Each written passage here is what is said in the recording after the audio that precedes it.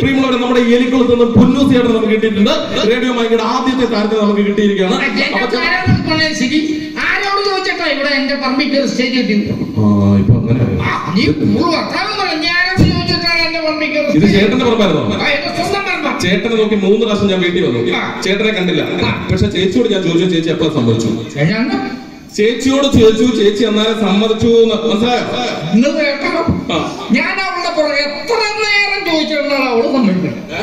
നാട്ടിൽ നിന്ന് ആരെങ്കിലും ഒന്ന് ചോദിച്ചാൽ അതൊക്കെ ജീവിതം. ചേട്ടാ, ഇത് റേഡിയോ മൈക്കിയുടെ നാട്ടിലെ തരമെന്ന് പറയുന്ന പരിപാടിയാണ്. ചേട്ടൻ മാങ്ങാണ്ടിയാണെങ്കിൽ ചേട്ടൻ ഒരു കാര്യം പറയാം, ചേട്ടൻ അഭിനയിക്കുന്നൊക്കെ പറയാം. പക്ഷെ വേറൊരു പ്രശ്നമുണ്ട്. ചേട്ടൻ ഇതുപോലത്തെ വേഷം എങ്ങനെയാണ് ചേട്ടൻ അഭിനയിക്കാൻ പറ്റുന്നത്? ഈ വേഷത്തിന് എന്താണ് കുഴപ്പം? ഇതിന്റെ പൊന്നിയായിട്ട് ഒരുപാട് ക്യാമറ ഒക്കെ വെച്ച് വലിയൊരു പരിപാടിയാണ്. നാട്ടുകാർ ഇവിടെ കാണുന്നത് ഇങ്ങനത്തെ വേഷം വേണം. അതുകൊണ്ട് കാര്യമുണ്ട്. നമ്മുടെ ഫ്രീക്കന്മാര് പിള്ളേർ നടക്കുന്ന വേഷങ്ങളിൽ അടിപൊളിയല്ല. അങ്ങനെ വേണം നടക്കാനായിട്ട്. ഫ്രീക്കന്മാർക്ക് എന്താ കുഴപ്പം? എന്താണ് ഇവർക്ക് എന്താണ് പ്രശ്നം? രാവിലെ പല്ലുന്നെങ്കിലോ കുളിക്കോ ഇല്ലാതെ വീട്ടിൽ നിന്ന് ആടി പുറത്തിറങ്ങിയിട്ട് ആ മിറ്റത്തിരിക്കുന്ന ടിവിഡിന്റെ ഷേപ്പുള്ള ഒരു ബൈക്ക് എടുത്തോണ്ടോ ഒറ്റ പോക്ക. എന്റെ സ്പീഡിൽ അവന്മാര് പോണെന്നറിയാം.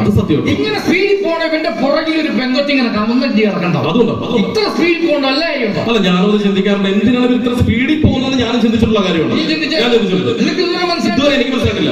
ഇങ്ങനെ സ്പീഡിൽ പോണ ഇവന്റെ പുറകിൽ ഇരിക്കുന്ന ഈ ഭാരം അത് എത്രയും പെട്ടെന്ന് എവിടെയെങ്കിലും കൊണ്ട് ഇറക്കി വെക്കാൻ സ്പീഡിൽ പോകലോ. അതൊക്കെ എവിടെ നിൽക്കട്ടെ? എന്റെ പൊന്നിയുടെ ചേട്ടൻ മറ്റുള്ളവർ കുറ്റം പറഞ്ഞു. ചേട്ടനെ കുറിച്ച് ഞാൻ ഈ നാട്ടിൽ വന്ന് അന്വേഷിച്ചപ്പം അത്ര നല്ല അഭിപ്രായമല്ലോ കേട്ടത്.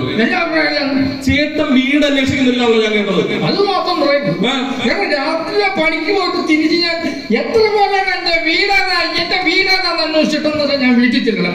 അങ്ങനെയുള്ള വീട് അന്വേഷിക്കുന്നത്. അങ്ങനെ അന്വേഷിക്കുന്നതല്ല കുടുംബത്തിൽ ഉത്തരവാദിത്തമില്ലെന്ന്. ഉത്തരവാദിത്തത്തിന്റെ കാര്യം പറയണ്ട. എന്റെ മക്കളെ കൊണ്ടാണ് അന്വേഷിപ്പിച്ച് അവരെ ഞാൻ ഓൺലൈനിൽ നിന്ന് മേടിച്ചതല്ല. എന്റെ ഉത്തരവാദിത്തം തന്നെ ഉണ്ടായത്. അതിനെക്കുറി ഭാഗ്യം മക്കളൊക്കെ നന്നായിട്ട് നോക്കുന്നുണ്ടായിരിക്കും അല്ലേ? പിന്നെ നോക്കുന്നുണ്ട്. മൂത്തവന്റെ ഒക്കെ ഒരു നോട്ടം കാണണം. അതുകൊണ്ട് നിങ്ങളെ കണ്ടില്ലേ പഠിക്കുന്നത്? രണ്ടാമത്തെ ജോലിയൊക്കെ അവൻ തരുന്നുണ്ടായിരിക്കുമല്ലോ. അവനും തരണമെന്നൊക്കെ ആഗ്രഹമുണ്ട്. പക്ഷെ അവന്റെ കൈപ്പാങ്ങി ഞാൻ നിന്നു കൊടുക്കാറില്ല. വളരെ നന്നായി. ഇതൊക്കെ ഇവിടെ നിൽക്കട്ടെ. വീട്ടിൽ കിടന്ന് അലമുണ്ടാക്കുന്ന പോലെ ചേട്ടന്റെ കൂട്ടുകാരൻ സ്ഥാപനം കഴിച്ചാൽ ഷാപ്പിലിട്ട് തല്ലിയില്ലേ ഇവിടെ? എന്റെ കാര്യം എന്താ?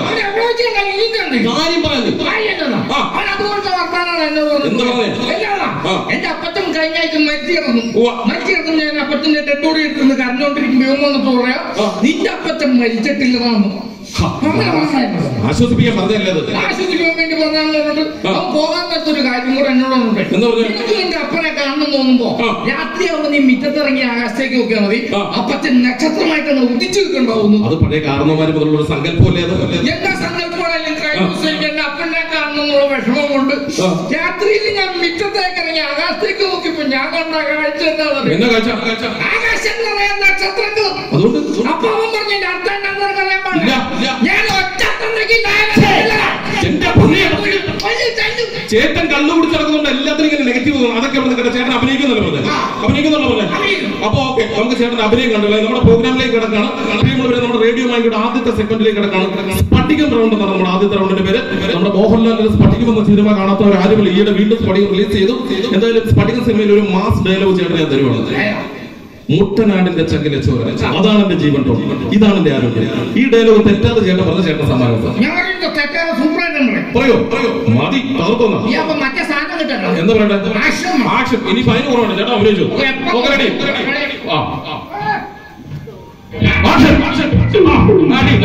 ഒരു കയ്യടിച്ച് നല്ലൊരു കേട്ടു. കറക്റ്റ് ടൈപ്പല്ലേ? ഒരു തെറ്റില്ല. അയ്യോ, ഈ മോഹൻലാലിന്റെ ഇടത്തോളാണോ വലത്തെ? ഏതെങ്കിലും ഒന്ന് ചരിച്ചിട്ടൊന്നു വരാമോ? കറക്റ്റ് ടൈപ്പാണല്ലോ. മോഹൻലാലിന്റെ 4 കീറി വരണം.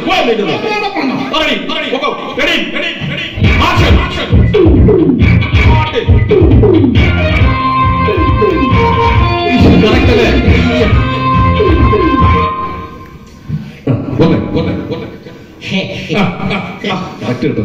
മുട്ടനാടിന്റെ ചന്തിയിലെ ചോര, അതാണ് എന്റെ ചന്തിയിലാണോ ചോര? ചന്തിയില് ചോരയില്ലേ? ചന്തിക്ക് ചന്തി എന്നല്ലല്ലോ, ദുൽഖർ സൽമാൻ. ഈ പരിപാടി ഏത് പ്രോപ്പർട്ടിയാണ്? ഒരു കാര്യമുണ്ട്, നമ്മുടെ പ്രിയങ്കരനായ രാജകുമാര മാഷ് ഇവിടെ എത്തിച്ചേർന്നിട്ടുണ്ട്. അദ്ദേഹത്തെ ആദരിക്കൽ ചടങ്ങാണ്. അതുകൊണ്ട് ദൈവത്തിനോട് പൊന്നൂസിയുടെ ബഹളം ഉണ്ടാക്കരുത്, അലമ്പുണ്ടാക്കരുത്. ഓക്കെ, നമ്മുടെ പ്രിയങ്കരനായ രാജകുമാര മാഷ് ഇവിടെ എത്തിച്ചേർന്നുണ്ട്. അദ്ദേഹത്തെ ഏറ്റവും സ്നേഹപൂർവ്വം വേദിയിലേക്ക് ഹാർദമായി സ്വാഗതം ചെയ്യുന്നു.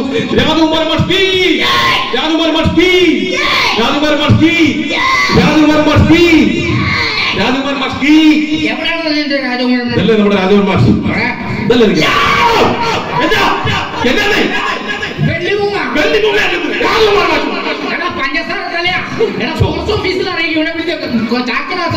അങ്ങനെയൊക്കെ പറയരുത്, നമ്മുടെ വിശിഷ്ടാതിയാണ്. പ്രിയമുള്ളവരെ, നമ്മുടെ പ്രിയങ്കരനായ വെള്ളിമൂങ്ങ നമ്മുടെ രാജകുമാര മാഷ് ഇവിടെ എത്തിച്ചേർന്നിട്ടുണ്ട്. രണ്ട് വാക്കുകൾ കൂടെ സംസാരിക്കുന്നത്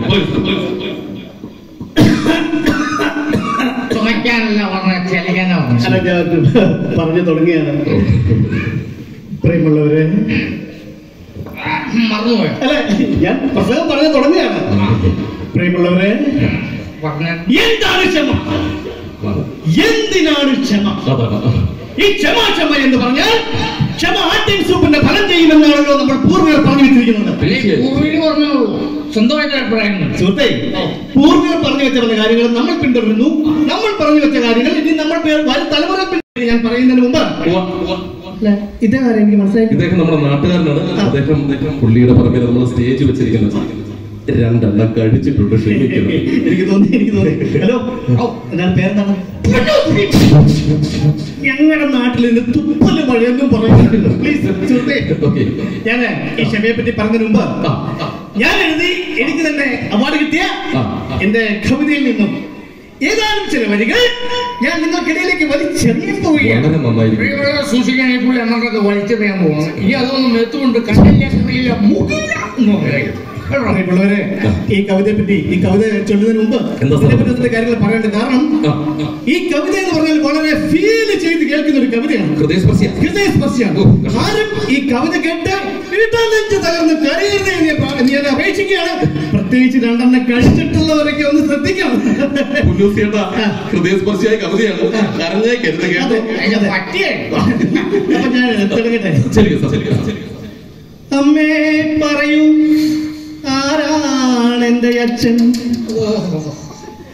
അമ്മേ പറയൂ, ആരാണ് എന്റെ അച്ഛൻ? അമ്മേ പറയൂ, ആരാണ് എന്റെ അച്ഛൻ? മൈക്ക് പ്രശ്നമുണ്ടോ? മൈക്ക് എന്റെ പൊന്നു സാറെ സമ്മതിച്ചു കേട്ടോ.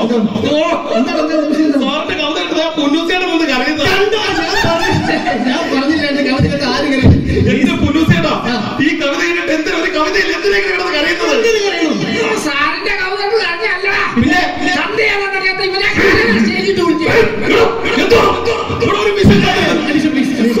ഞാൻ കവിത നിർത്തി. ക്ഷമയെ പറ്റി പറഞ്ഞു. സാധാരണ ഒരാളുകളെ പോലല്ല ഞാൻ ജനിക്കുന്നതിന് മുമ്പ് തന്നെ അക്ഷമാശീലായിരുന്നു എന്ന് തെളിയിച്ച വ്യക്തിയാണ്. സാധാരണ ഒരു കുട്ടി അമ്മയുടെ വയറ്റിൽ 10 മാസം ഗർഭത്തിൽ കിടന്നതിന് ശേഷമാണ് പുറത്തേക്ക് വരുന്നത്. പക്ഷെ ഞാൻ വന്നില്ല. 2 മാസം കൂടെ ക്ഷമിച്ചു കിടന്ന് 18ാമത്തെ മാസത്തിലാണ് ഞാൻ പുറത്തേക്ക് വരുന്നത്. എന്തിനാണ് ആ തളർന്ന വയറ്റിക്കണ ഇത്രയും ബുദ്ധിമുട്ടുണ്ടാക്കിയത്? ഹലോ മിസ്റ്റർ, നിന്റെ അമ്മയുടെ വയറ് 3 റിസോർട്ടുള്ളതാണ്. അതുപോലെ തന്നെ എന്റെ കുട്ടിക്കാലത്തെ പറ്റി പറയുകയാണെങ്കിൽ 1 അതോ 2 പോണോ? സ്റ്റെപ്പ് അല്ല, ഞാൻ 1 2 പഠിക്കുന്ന സമയത്ത്, ഞാൻ 1 2 പഠിക്കുന്ന കാലം സ്കൂൾ വിട്ട് വീട്ടിൽ വരുമ്പോൾ ഞങ്ങൾ അമ്മച്ചി 4 മണി പലഹാരമായിട്ട് ഞങ്ങൾക്ക് ഗോതമ്പിന്റെ ഉണ്ട ഉണ്ടാക്കി വെക്കുമായിരുന്നു. നിന്റെ വീട്ടിലുള്ള സെൻട്രൽ ജയിൽ അന്നത്തെ കാലത്ത് ഗോതമ്പുണ്ടൊക്കെയാണ് 4 മണി പലഹാരങ്ങൾ. ഒരു ദിവസം സ്കൂൾ വിട്ട് വരുന്ന ഞാൻ കണ്ട കാഴ്ച എന്ന് പറഞ്ഞാൽ, എനിക്ക് മുമ്പ് സ്കൂൾ വിട്ട് വന്ന എന്റെ ചേട്ടൻ എനിക്ക് വേണ്ടി അവന്റെ അമ്മച്ചി ഉണ്ടാക്കി വെച്ച് എന്റെ ഉണ്ട് ഞാൻ കരഞ്ഞില്ല, ഞാൻ തളർന്നില്ല, ഞാൻ പ്രതികരിക്കില്ല. കട്ടിൽ കരഞ്ഞ് തളർന്ന് കിടന്നുറങ്ങി എന്നെ വൈകുന്നേരം പണിയും കഴിഞ്ഞു വന്ന ചാച്ച തട്ടി വിളിച്ച് വിളിച്ച് എണീപ്പിച്ചു. അത്ഭുതം എന്ന് പറയട്ടെ, എന്ത് സംഭവിച്ചു? ഞാൻ നോക്കിയപ്പോൾ നഷ്ടപ്പെട്ട എന്റെ ഒരു ഉണ്ടയ്ക്ക് പകരം ചാച്ചന്റെ കയ്യിൽ 2 ബോണ്ട. ഇതിൽ നിന്ന് നമുക്കൊരു കാര്യം മനസ്സിലാക്കാം. നമ്മൾ ഭൂമിയോളം ക്ഷമിക്കാൻ തയ്യാറായാൽ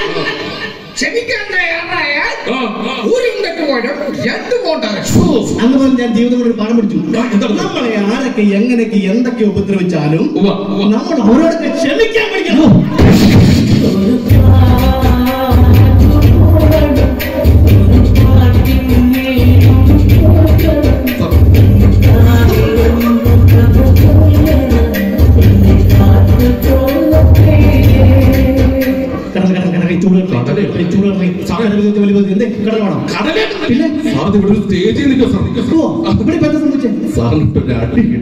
എനിക്ക് തോന്നി എന്തോ വിഷയങ്ങൾ ഉണ്ടായിട്ട് തോന്നി. മനുഷ്യൻ ഇവര് കള്ളടിച്ചു.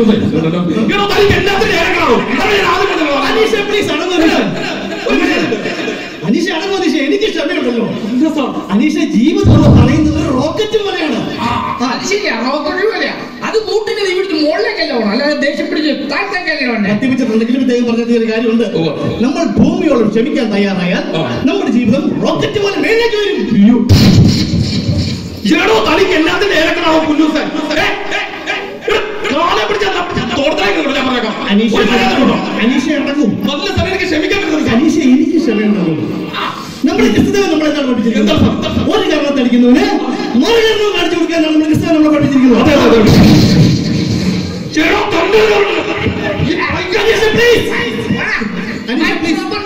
അനീഷ പ്ലീസ് അടങ്ങും.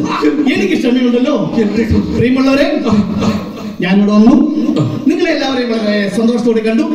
ഞാൻ സംസാരിച്ചു തുടങ്ങിയപ്പോ ഒരു മാന്യ വ്യക്തി ഇതിന് പുറത്താണ് സാറില്ല. അദ്ദേഹം ആദ്യം എന്റെ കടലിക്കിട്ട് ഒന്ന് ചാമ്പി ഞാൻ ക്ഷമിച്ചു. രണ്ടാമത് ഞാൻ സംസാരിച്ചുകൊണ്ടിരുന്നപ്പോൾ അദ്ദേഹം എന്റെ കോതമംഗലത്തിലുണ്ട് ഒരു ചെറുതായിട്ട് ചാമ്പി, അത് ഞാൻ ക്ഷമിച്ചു. മൂന്നാമത് ഞാൻ സംസാരിച്ചുകൊണ്ടിരുന്നപ്പോൾ അദ്ദേഹം എന്റെ കർണത്തിലിട്ട് ഒന്ന് ചാമ്പി, അത് ഞാൻ ക്ഷമിച്ചു. എന്ന് പറയാൻ ഞാൻ ദൈവപുത്രനെന്ന് പറയണ പട്ടിയെ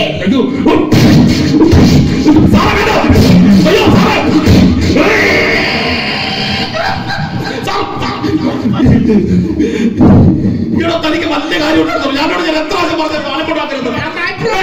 എത്ര പ്രാവശ്യം പറയണു? അയ്യോ ഇതേ പറഞ്ഞു. അയ്യോ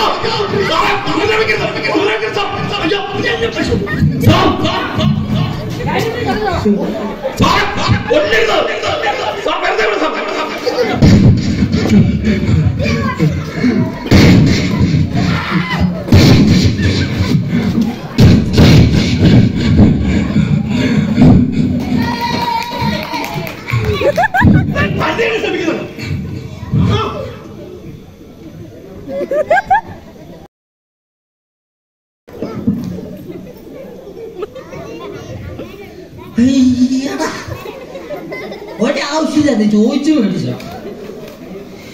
എന്നോട് പട്ടിയെ തള്ളണോളെ തള്ളണുണ്ട്. നിങ്ങളെല്ലാവരും കൂടെ ചിരിപ്പുണ്ടാകും. ചിരിച്ചോ? ഇത്രയും തല്ലിട്ട് ഞാൻ അവൻ എന്തെങ്കിലും തിരിച്ചു എന്തെങ്കിലും പറഞ്ഞോ? അപ്പൊ ക്ഷമയ്ക്കുള്ള അവന് ശരി ആർക്കാ കൊടുക്കേണ്ടത്? എനിക്കല്ല. ഈ അടുത്ത കാലത്ത് ഏറ്റവും സുപ്രസിദ്ധമായി മാറിയ സ്വപ്ന സുന്ദരി എന്ന ഗാനത്തിന് ശബ്ദവുമായി നിങ്ങളുടെ മുന്നിലേക്ക് ഞങ്ങളുടെ അനുഗ്രഹിത കലാകാരി അർച്ചന സ്വപ്ന സുന്ദരി എന്ന ഗാനം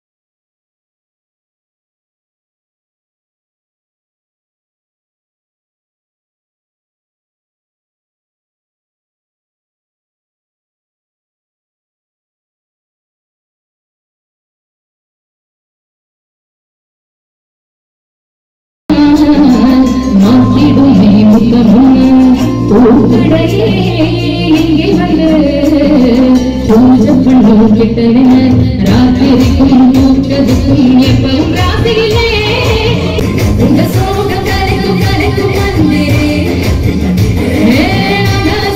சொப்பன சுந்தரே உங்க சோகம் கலைக்கும் கலைக்கும் வந்தே நான் சொப்பன லோகத்தின் கீதனே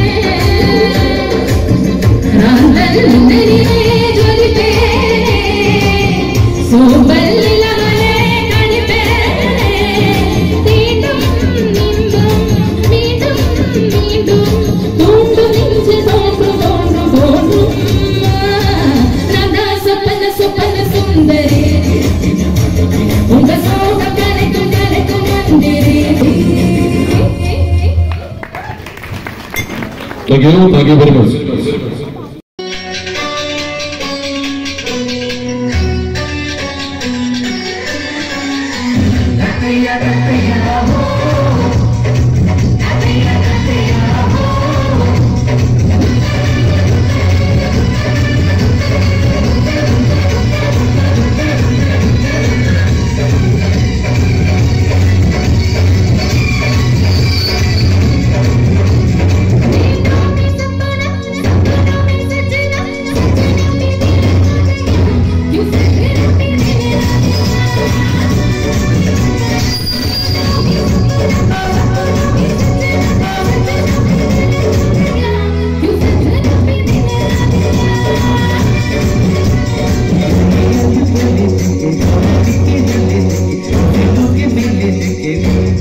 Baby,